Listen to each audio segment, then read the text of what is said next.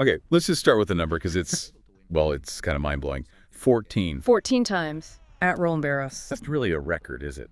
It feels more like it's carved into the clay over there. It really does. I mean, think about any sport. That level of dominance, same place, year after year. It's just, it's almost unheard of. And today, we're doing a deep dive into that whole history. But we're looking at it through a really specific lens. We've got this source, an interview where Rafa Nadal himself talks about Roland Garros. Exactly. So it's not just us listing the wins, right? The idea is to understand what it means to him, from his perspective, the journey, the stuff we didn't maybe see, the challenges, the emotional side of it all, straight from him. Yeah, getting his take. And he actually starts by taking us way back, his first time there, 2004. But he wasn't playing. No, he was on crutches. Can you imagine? Big foot injury. He talks about finally getting to Roland Garros, this place he'd watched forever on TV, and just feeling odd, like an outsider. On crutches. Yeah, he went way up high in the stands just watching.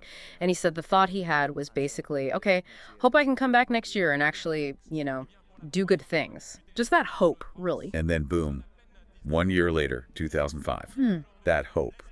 Well, it kind of exploded, didn't it? His rise that year was just incredible. Totally. Started the year ranked, around 50th?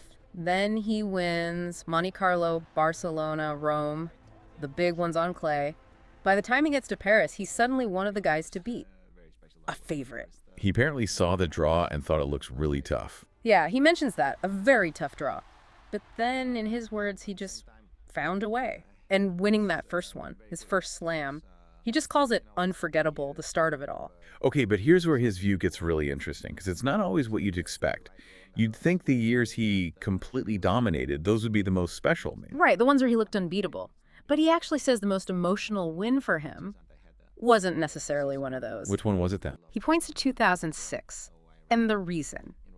It came right after another really very difficult injury of my foot. He genuinely wasn't sure, apparently, if he could get back to that top level. Ah, okay. So winning proves something to himself, beyond just the trophy. Exactly. Overcoming that doubt, that physical fight, that made it incredibly emotional for him, maybe more than a smoother victory.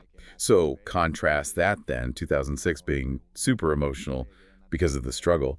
What about a year like 2008? Because from the outside, a lot of people say that was maybe his peak performance there. Just untouchable. Yeah, and he doesn't disagree with that assessment. He says, yeah, he played maybe at a different level than the rest that year, but, and this is the key part, because the matches felt more or less comfortable, he says, from an internal side, it just was not that emotional. Interesting. So the feeling of difficulty, even if he still won easily, was what registered most deeply. Seems like it. The internal battle mattered more for the emotional impact than maybe the scoreline sometimes. Okay, let's jump forward. A huge milestone moment. La Decima. The 10th title. 2017. How did he describe that one? He said he arrived that year feeling really confident again, like a big moments in his whole career. He described the crowd, showing his name in the number 10, but there was something else that made it even more profound. Uncle Tony. Uncle Tony, yeah. He calls Tony the most important person in my tennis career without a doubt.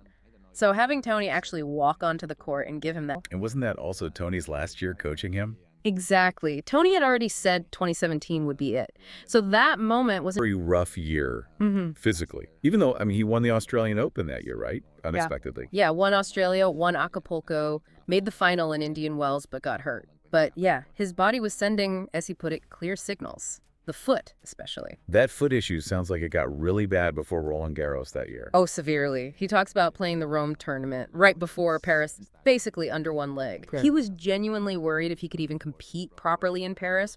Really worried. And what they had to do just to get him out there? The injections? Yeah, anesthesia injections. To sleep the foot, as he described it, he tells this story. Winning a match, feeling okay during it because of the injection, but then getting back to the hotel and just completely unable to put his foot on the floor. Zero feeling, just pain. That sounds terrifying. He shared this incredibly raw thing about crying at 5 a.m. one morning, thinking, is this it? Is my career over?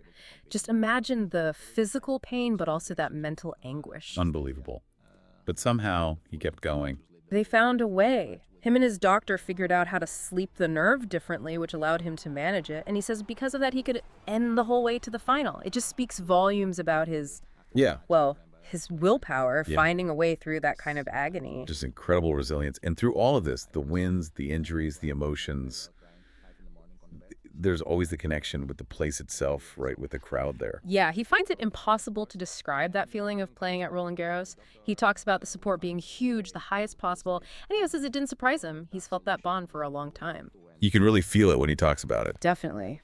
He says, feeling the love of the people in the most important place for me and in the place that I love the most is something that makes me feel so happy and impossible to describe the emotions and the feeling. It sounds like more than just a tennis court to him. It's, a place he genuinely loves.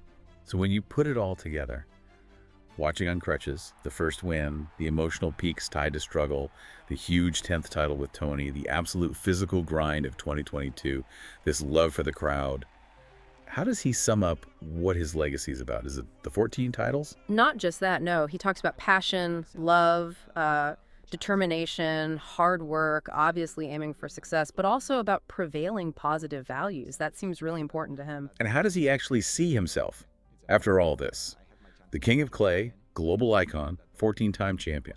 It's quite striking, actually. He says he's just a normal guy from a small village, a familiar guy, family-oriented. He talks about having a very positive education, good examples around him. He feels lucky, he says, for the people and family he's had.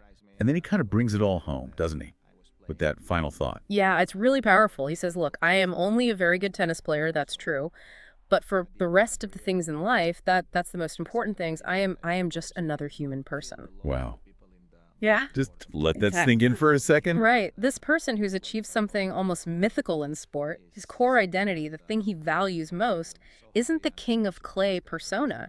It's being a normal guy, a human person, defined by values and relationships. It really makes you stop and think, what does that perspective tell us? Someone with those kinds of massive public achievements, focusing on being a good human person is the main thing. How does that maybe reshape how we think about success or hard work or what really defines a person's life? It's definitely something to ponder. The world sees the 14 trophies, but maybe his greatest victory, in his own eyes, is remaining grounded in just being, human.